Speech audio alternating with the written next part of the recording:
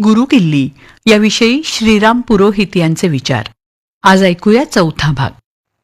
अत्तराची विक्री करणारा दुकानदार हा अन्य कोणापेक्षाही अधिक भाग्यवान ठरतो, कारण इतरांना अत्तर विकता विकता त्याचे हातही आपोआप सुगंधी होत असतात असं उदाहरण नेहमी दिलं जातं. हे उदाहरण अत्यंत समर्पकही आहे. अगदी याचप्रमाणे आपण स्वतः आनंदी राहून त्याच वेळी आपल्या आयुष्यातला आनंद हा आपल्या आयुष्यात येणाऱ्या प्रत्येकाला मुक्तपणानं वाटण्याची सवय लावून घेतलेल्या व्यक्तीला खऱ्या अर्थानं आनंदाची गुरुकिल्ली प्राप्त झाली असं नक्कीच म्हणता येऊ शकेल. मुळात आपल्याला एक गोष्ट आवर्जून लक्षात घ्यावी लागते. आनंद हा आतूनच आला पाहिजे. मनाला समाधान मिळतं, शरीराला सुख मिळतं, तसा आनंद हा आत्म्याला मिळत असतो असं अध्यात्मात आवर्जून सांगितलं जातं. याबाबत अध्यात्म बाजूला ठेवून देखील अगदी साहित्यिक दृष्टिकोनातून जरी आपण विचार केला तरी देखील ही बाब आपल्या सहज लक्षात येते. प्रसिद्ध गीतकार कविवर्य मंगेश पाडगावकर यांच्या या ओळी या संदर्भात फारच उपयुक्त ठरतात. आत आपुल्या झरा झुळझुळे निळा निळा स्वच्छंद, जगणे म्हणजे उधळीत जाणे, हृदयातील आनंद, अशी आनंदाची गुरुकिल्ली पाडगावकर आपल्याला देतात. आनंद म्हणजे मनाची निरोगी अवस्था असं मानलं जातं. या दृष्टीने आपल्याला आपल्या मनाकडे पाहता आलं पाहिजे. घडून गेलेल्या गोष्टींचा जास्त विचार केला की अनेकदा नैराश्यच येतं आणि म्हणूनच काही गोष्टी या जाणीवपूर्वक टाळल्या गेल्या पाहिजेत. ही देखील आनंदाची एक गुरुकिल्लीच ठरते. आनंदाची गुरुकिल्ली ही केवळ आर्थिकदृष्ट्या श्रीमंतांनाच प्राप्त होऊ शकते असा अनेकांचा फार मोठा गैरसमज आहे.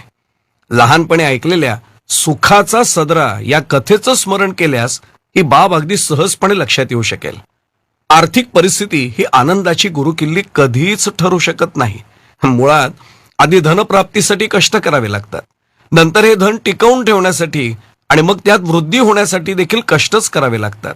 या कष्टांच्या धावपळीत अनेकदा आनंद मात्र हरवूनच जातो असाच अनेकांचा अनुभव आहे. याखेरीज आर्थिक सुसंपन्नता कायमस्वरूपी टिकून राहू शकेल का याच्याही चिंतेनं अनेक जण पछाडलेले असतात. यामुळे देखील अशा व्यक्ती आनंदापासून नेहमीच दूर राहतात. अनेकांच्या जीवनात तर धन हेच अनेक समस्यांचं आणि दुःखांचं प्रमुख कारण ठरत असतं.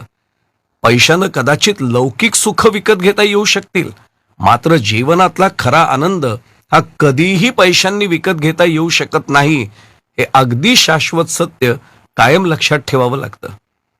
ग्रामीण भागात आर्थिकदृष्ट्या गरीब असलेल्या कुटुंबातल्या लहान लहान मुलांना मुक्तपणे बागडताना आणि अगदी उपलब्ध असलेल्याच मार्गांनी जीवनातला आनंद मुक्तपणे लुटताना ज्यांनी पाहिलंय त्यांना ही बाब लक्षात यायला वेळ लागणार नाही.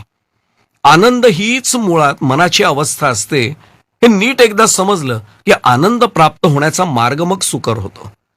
आपल्या व्यक्तिमत्वाचा पूर्ण विकास करू शकलेल्या व्यक्तीला आनंदाची निश्चित प्राप्ती होते.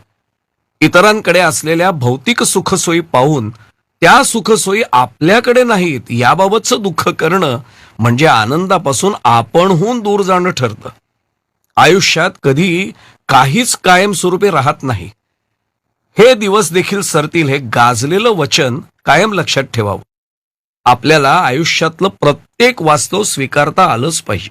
आज आपल्याला कदाचित अनुकूल वातावरण नसेलही, मात्र उद्या ते नक्कीच बदलेल असा विश्वास बाळगून मनाची सकारात्मकता कायम राखणं ही देखील आनंदाची गुरुकिल्लीच ठरते.